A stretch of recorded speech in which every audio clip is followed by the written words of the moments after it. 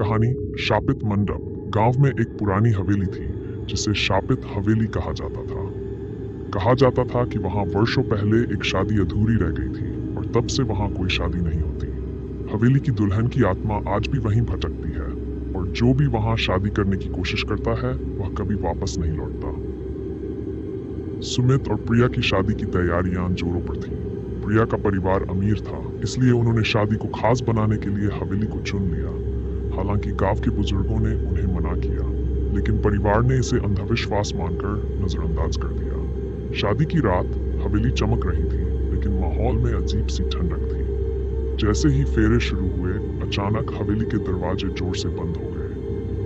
हवा तेज हो गई और मंडप के चारों ओर सफेद धुएं जैसा कुछ फैलने लगा।